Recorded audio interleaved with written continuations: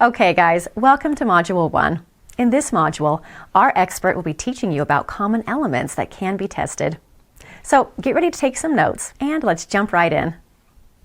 All right, so we're going to use this landing page as an example and look at the various elements that can be split tested when you're trying to optimize your conversion rates. Now, one important thing that I want to emphasize, and we'll come back to it and I'll remind you later, is that you can only test one thing per variable that you're testing. So if you're testing two variations, only one element should be changed between the two. Otherwise, you're not going to know what caused the increased conversion. Okay, if you start changing multiple variations, if you change a headline and a button and an image in both of the variations, well, then you won't know whether it was the headline or the image or the copy or the background or the button that made the difference. So it's incredibly important that when you are split testing among two variations, you're only doing one element at a time so that you can absolutely nail down what has what kind of effect on your conversion rates. So let's just take it from the top, okay? The headline. The headline is the first thing that you could potentially test in a split test to see if you get a better conversion rate. Okay, and basically, if you've got a unique selling proposition or multiple angles that could be attractive about your product, you would want to figure out how to incorporate them and which ones to emphasize, because there's only so many words you can fit into a headline, right? I mean, that's the whole point of a headline, is that it's pretty short and sweet. You want to get people's attention, right? And you can only include so much information in there. So just as a random example, let's take things to a higher level. Sounds kind of cool, but it's also very vague, right? What if the headline was a little bit beefier and said, let me show you how to boost your revenue by 30%?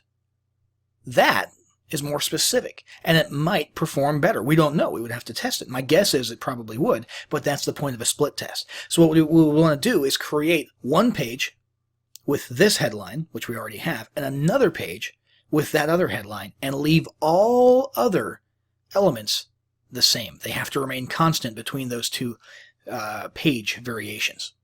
Now, the next thing you can change is imagery. Imagery is super powerful on landing pages, and it can make the difference between high and low conversion rates. So a lot of things to take into account are your target audience. You want to make sure that any human characters in your images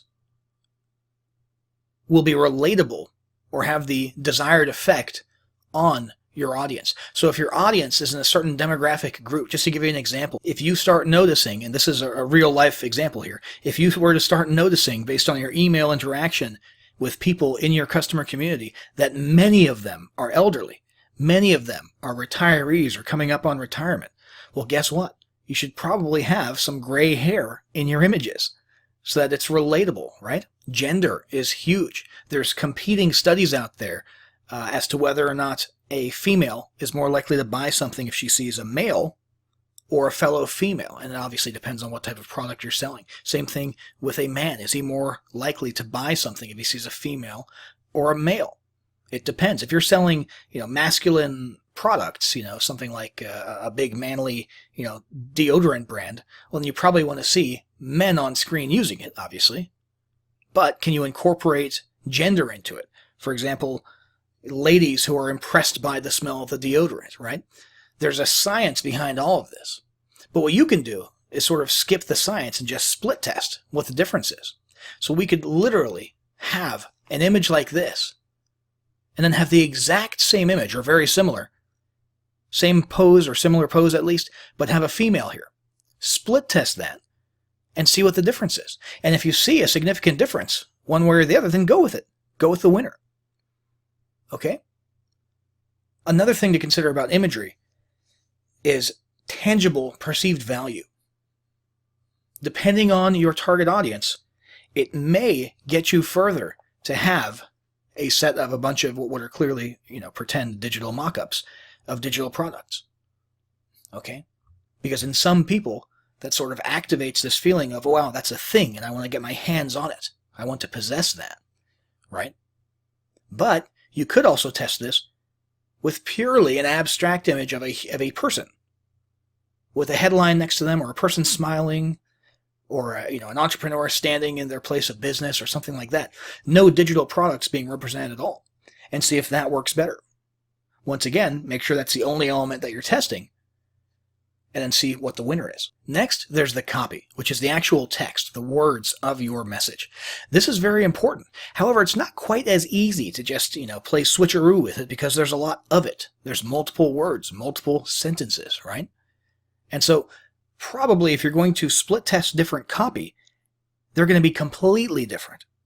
Okay, you're going to change which angle is emphasized. Depending on what you're selling or offering for free, there's probably multiple marketing angles that you could push that might be relevant to different target markets. And so you could have angle 1 and angle 2 and see which one works best. So for example, in this copy, you'll see there's sort of an assumption that a business exists. This mastermind course will take your business to the next level. Here's what it includes. But what if we split tested that against exact same page, but the copy was different and the angle was a little bit different, and in this next variation, what was actually being emphasized was a person who does not have an existing successful business, a person who's been struggling. So finally, once and for all, stop struggling and we'll get your business off the ground, or something like that, and test those two different marketing angles of copy against each other and see which one resonates the most with your traffic. And then finally, there's the button. Now, this is sort of a controversial area, because there's people who swear that changing the color of a button can have a huge impact on conversion rates, and then there's people who think that that's just silly. So the correct answer is probably somewhere in the middle. There is evidence that different colors result in different behavior or different psychological effects on viewers. Red usually translates to urgency, but at the same time, red can also mean no. Blue usually translates to trust. At the same time, blue could, theoretically, not get your people excited enough or galvanized enough. And then there's branding. If brand colors and theme colors, that are part of your identity, are important to you, and maintaining an attractive page are important to you, then you might not have as many options to drastically change to just one specific color on your buy button. But if you do have the flexibility to run a quick test between blue and red, something simple like that, just to see on the off chance that it makes a difference, well, it might be worth doing so. And if the gap between the two of them is significant enough, then bravo, you've got a winner. You can go with whatever color that was, at least for that particular landing page. And finally, it's not just the color of the button, it's also the copy of the button. Okay, so the different wording. Take it to a higher level is kind of a cool sounding phrase, a little bit more vague, right? Get the course could be something that you test against that. One area on which there's been a lot of study is the point of view of the text. So if it's written from the point of view of the reader, and the reader sees the button as saying, give me the free report, versus download your free report. There's been some studies and tests in the past that have shown that the give me the free report, meaning speaking from the perspective of the reader, has a higher conversion rate. It's probably not always going to be the case, but because that phenomenon does exist out there, it might be something smart to test on your pages. So those are some examples of things that you could split test. Remember, always keep in mind, between two variations, only have one element different. Otherwise, there's no point in testing. All right. And then the common elements that we talked about were headline, imagery, copy, and buttons.